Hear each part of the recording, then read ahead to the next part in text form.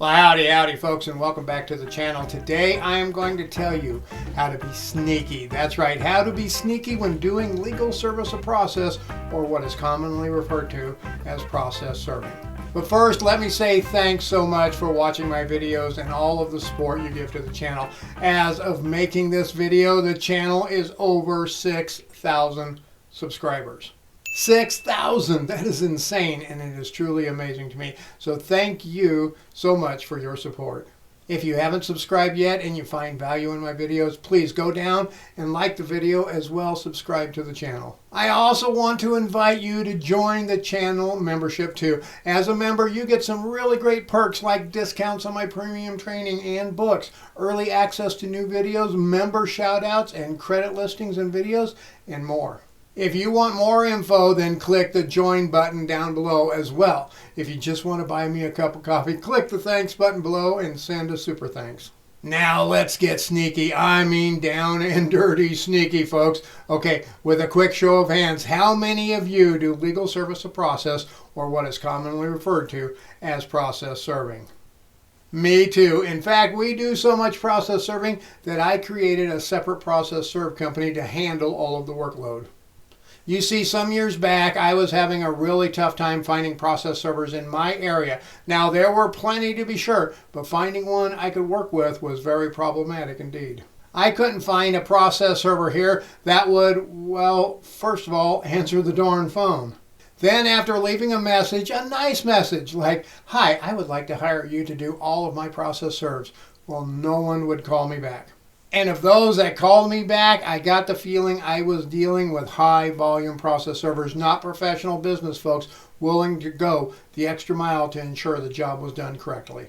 Now, don't get me wrong, if you are a volume process server, then more power to you. But what I needed was a process server that had good communication skills, timely service, and kept me in the loop. And you know what? I was willing to pay a premium price for that premium service too, and I let the process serve businesses I spoke with know that. And I even tried a few of them, and my, oh my, was I ever disappointed. I would send jobs and never get confirmation they received the job. I would request updates and never get confirmation they got the request or get an update, and I would call and leave messages and never hear back from them. I would get a handwritten affidavit of service, or sometimes of non-service, in the mail weeks later. In fact, I would get these in bulk usually, like once or twice a month. The problem being I often received the affidavit after the court hearing, so my client didn't have time to get it to the court prior to the proceeding or the hearing. And due to that, I found myself often doing rush services for free to ensure the serve got done. Then I said to myself, "Self, how hard can it really be?" So I opened up my process serve business and have been offering premium service at a competitive price ever since.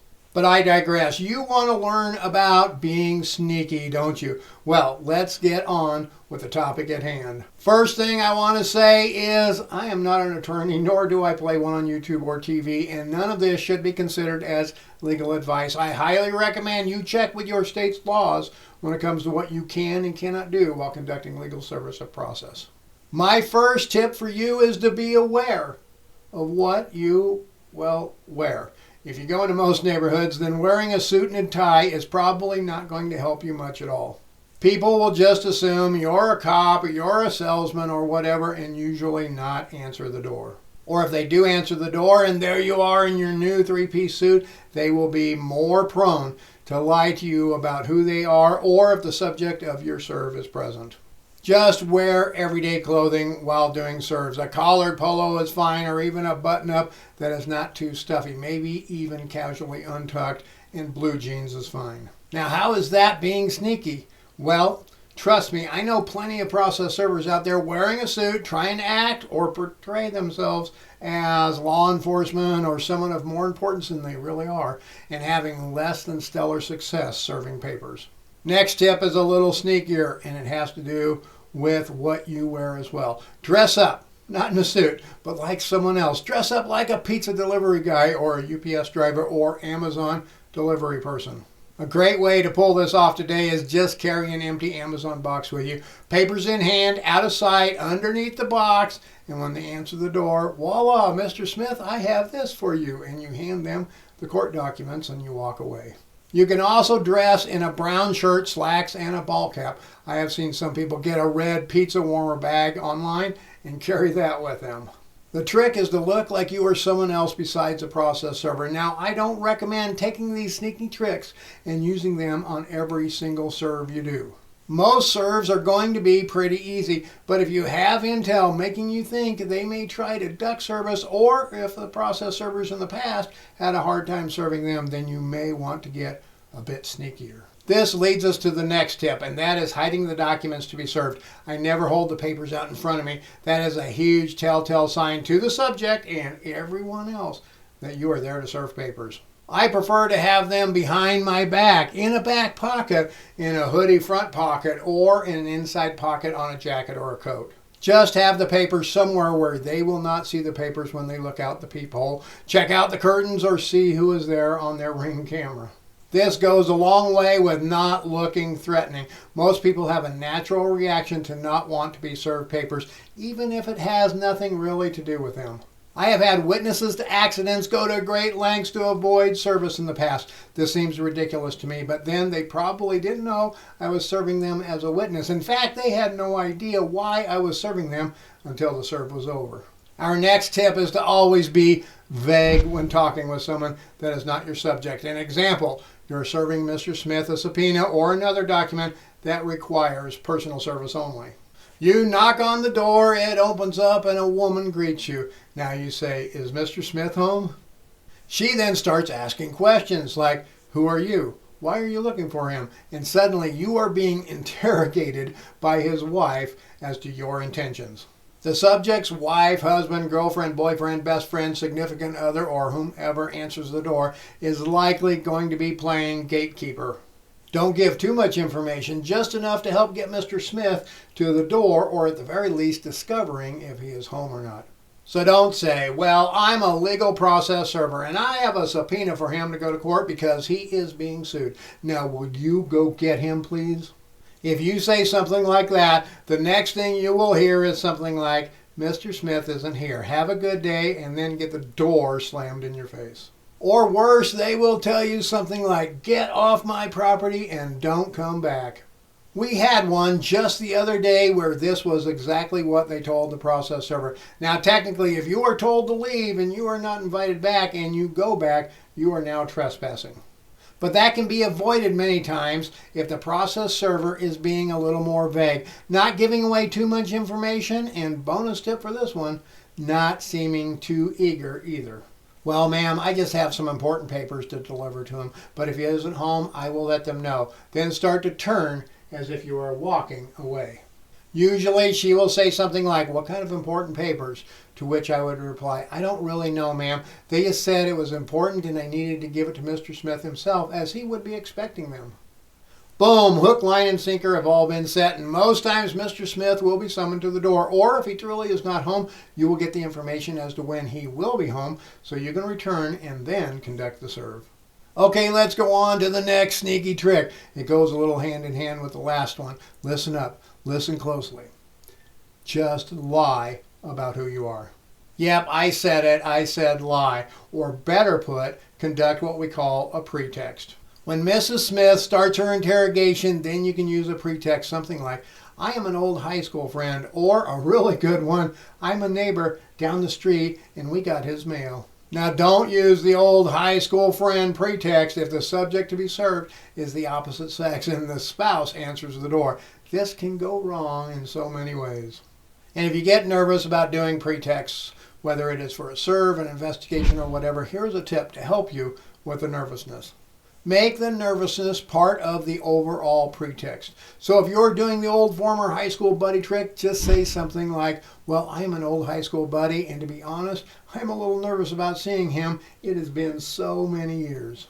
Now here is a big secret sneaky trick you want to keep in mind, folks. This sneaky trick will help ensure someone answers the door. Okay, listen up. Just stay out of sight.